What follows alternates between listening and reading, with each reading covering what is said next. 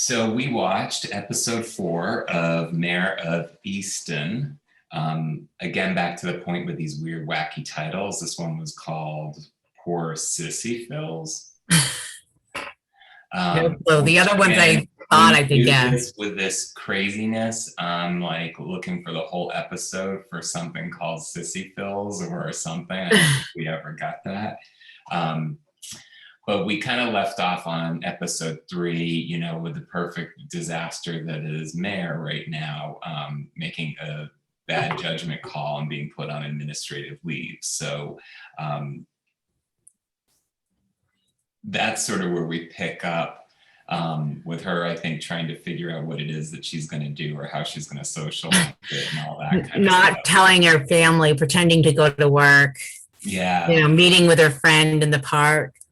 I thought that was such a great scene. So she does seem to trust her friend Lori quite a bit. I like that there's somebody that she trusts because she's so hard and reserved with everybody else. But I like that she really lets her hair down, and they do have a very nice scene in the park, which I thought was really, really well done. Yeah, like the whole I'm driving everybody away, and she said, I won't let you drive me away. Right. I liked the head on the shoulder. I thought that was that was a really, really almost like that was really good.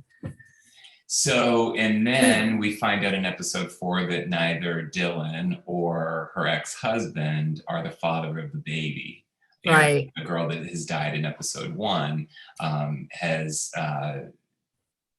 we are now left not knowing, or with the notion that there's somebody else that is the father of this baby. Right. So that could be the murderer. Like it almost, for now, it kind of like ruled out Frank and Dylan for me. Like, I'm not sure, but for the moment, it ruled them out for me. And there was a very poignant scene. At first, Dylan's like, that's not even our baby. Like, whatever, like, get rid of him, get him out of here. But later on is like when he's crying, is forced to like pick him up and comfort the baby. So yeah, I didn't know where that was going, but I don't know about you. When did we find out that he isn't paralyzed? Because I don't remember. When the doctor was doing earlier on, do you feel this? Do you feel that? Saying that he's going to be able to be, he's going to be able to walk. I guess I didn't expect it to be so instantaneous with rehab. I think walk. So I just didn't imagine. So it was very stressful to me, to the scene that you're referencing where the kid's shrieking, he's all by himself. Dylan starts to get out of bed, and I thought it was going to be one of those where he was going to like fall or something. I just didn't expect him to be able to walk, and let alone pick up a 2-year-old. Baby, so I guess it is miraculous that he survived that bullet wound, was going to be paralyzed, isn't, and is out of bed, thinking that he might smother the baby, but actually picking up the baby and comforting it. I know. I was like, whew. And the mother crying there again. The acting, even by like the smaller characters, is really good. Like the mother seeing her son pick up a baby that she knows that she's loved and knows now is not hers. That's kind of heartbreaking, and it is, but again, it better lead to something, because I could right. I understand Dylan as a character. I understand the whole bit with, I don't know, maybe the baby and the complexity of all of that. But I need for it to have gone somewhere, all of that stuff. Yeah, and I wouldn't put too much hope in that. Like, I almost feel like there's not that many episodes left to like bring that all together properly. If they do, I'll be like, wow, give them an Emmy, because it's just so much. I just can't imagine that they could bring it all together, but maybe their writers are really good. Maybe they are. So what I know it took away, I'll ask you after, is we start to have excuse me. Bless you.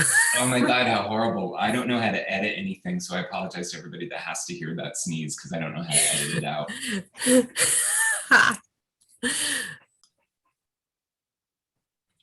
So I don't know how to edit, but I do know how to pause. So I collected myself since that surprise sneeze attack. Um, but yeah, we start to get a lot of flashbacks of her son. I felt like there was a lot of those in this episode. We're starting to see more of her son. I'm not thinking of his name right now. I can't remember what his name. Kevin, same name as the turtle. That's right. Um, but it's weird because it's coming back like through the sister's documentary and now through her like memories and just almost like visuals and then her just hearing. So that's kind of Well, and she starts to see a grief counselor recommend true. as well. Yeah. I think that's part of it. As much as it is a cliche in some of these like multi-arc, HBO series, that there's always a shrink that comes into the mix. I do love that. So I think that was probably dusting some things off. I think, we learn a little bit about, her father for the first time, I guess, because when your mother's Jean Smart, you don't care if there's a father. So it didn't even Right. tell on me where her dad was. But he killed himself. That came out right there, right? Yeah, so that I thought was really, really interesting, that we start to understand a little bit more about the father. He was also a police officer, so you get, and those items as well.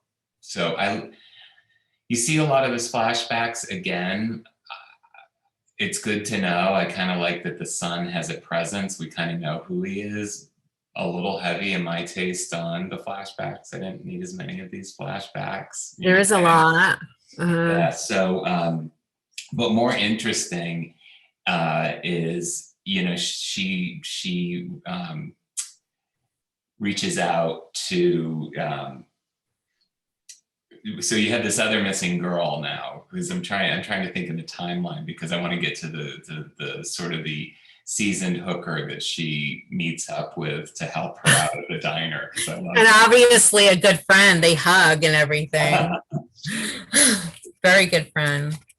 So yeah, she reaches out, and I liked the fact that they didn't really explain it. That I thought was really interesting, that she meets this woman, she hugs her, the woman starts talking about a few of her clients and the grandson, and you suddenly realize this is a seasoned working girl that right, very seasoned, asking around. So I thought that was a great scene. Yeah, it was. And that kind of leads us into this other missing girl, where we see that abduction in this episode too. Which was really freaky. So now we know also, I would really race into the end. Do we need to talk? Okay, so now we know that Katie is alive, because when the girl gets dumped into this dingy basement or cell, wherever they are, Katie says who she is. I'm Katie.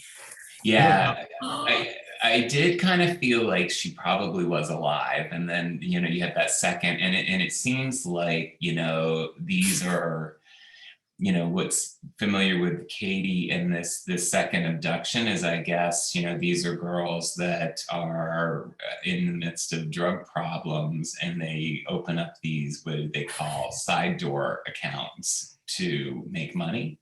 Right, which Aaron was also doing to make money. So it does put her into that realm, and the fact that he is a possible, like, whoever this person is, but it doesn't fit his. Now we see him keeping these girls. So how does Aaron fit into that?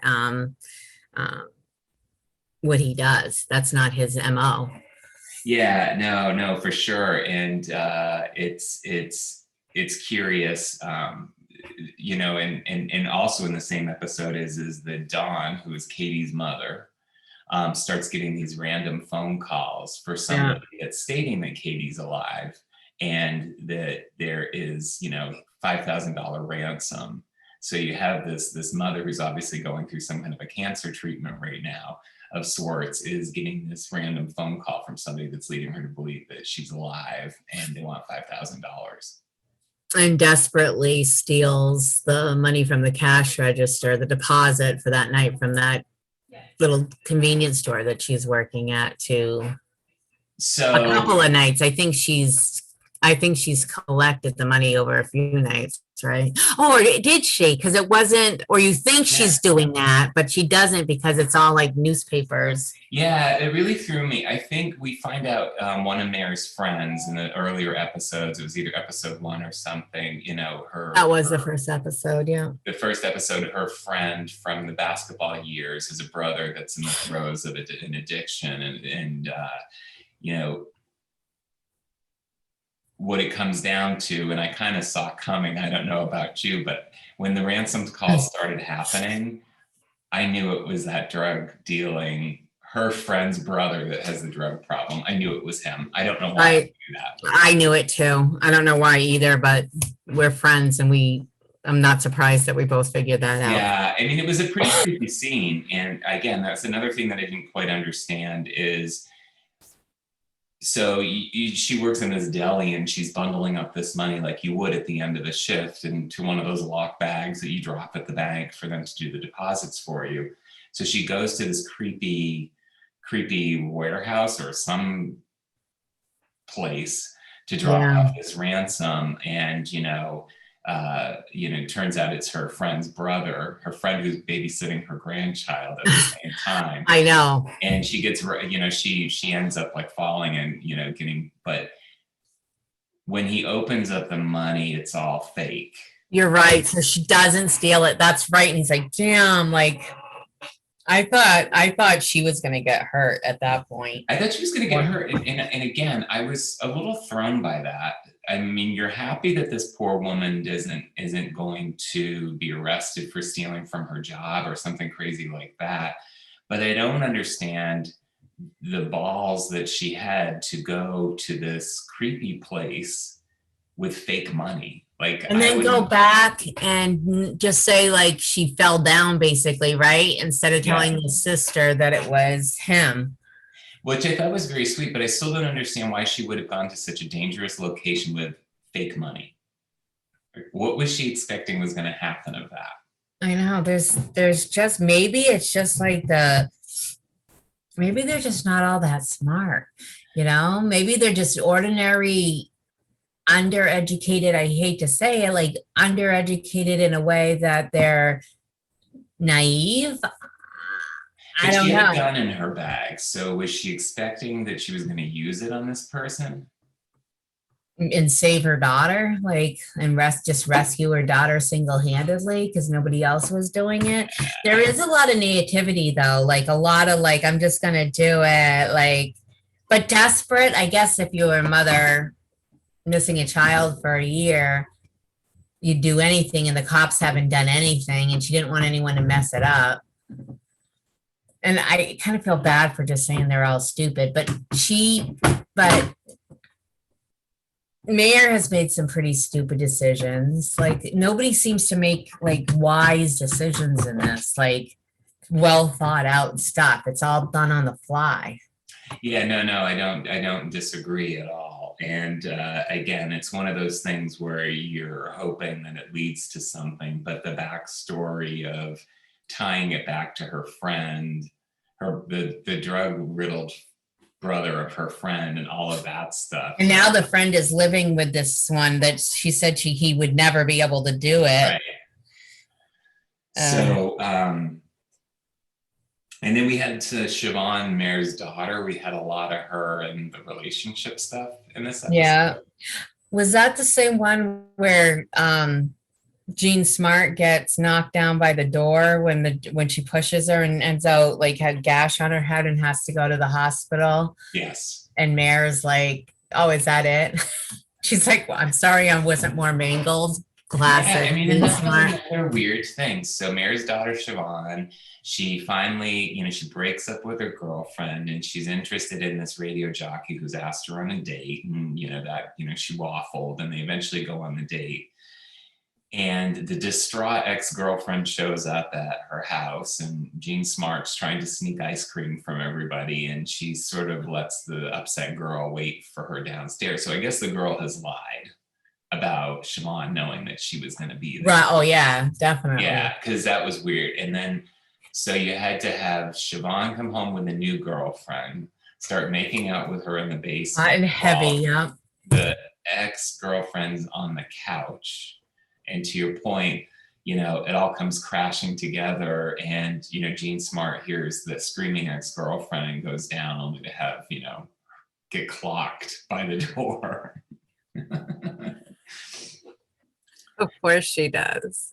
It made for really great. I liked where it went as far as, to your point, Mare sort of saying to her mother, oh, that's it. And, and them riding in the ambulance together. I liked all of that stuff that led to it. But the drama with the teenage daughter and the girlfriends, I was just like, this is, again, I know. why are you wasting my time with that? It just seems like too much. Like maybe a little bit of that, but I'm going to be super annoyed if none of it has anything to do with it. Like I just don't know. What else did we not talk about in this episode? Well, we did find out, that Frank's urinalysis came back to DNA, but he is not the father either. So that kind of cleared him at the moment. But so they're cleared, but it doesn't sound like his relationship with his fiance is going very well as a result. No, well, they live right behind Mare, and Mare put it in the first episode, like all the houses in this town, he has to buy the one behind me and like flaunt this in her face. So it is kind of an awkward place. If I was the girlfriend or the fiance, I'd be like, no way. Like, at least I'm a little road. fascinated with how that it works in this town because the pain in the ass local older woman that always calls Mare, like she's got these houses in her backyard and Mare's got these houses across the way. Like it's so weird the way these it is strange. The layout is really strange. And the woman is the one that got hit by the car in this episode as well. The old woman that had the person, the thing behind her, the house behind her that had the peeping Tom that called her at the very beginning of the show is the one that got smacked by the car and killed. That's just this episode, right? No, I think you're starting the next episode kicks off with this woman. Whoops. No, that's okay. Well, something will happen with this poor older lady, but what we were trying to talk about is the fact that these these houses are all like kind of blended together. So I do kind of love the landscape. I love they go like you see the railroad tracks, you see the signs. I love how they keep on capturing this town, like the cinematography and everything captures this town because you do get a good sense of where it is, like these old, like kind of like hit by the recession hard Pennsylvania town. Sure. So because you gave a sneak peek to it, we'll end here so that we can get started on episode number 5. Illusions. Illusions, yes. All right. Bye. Bye.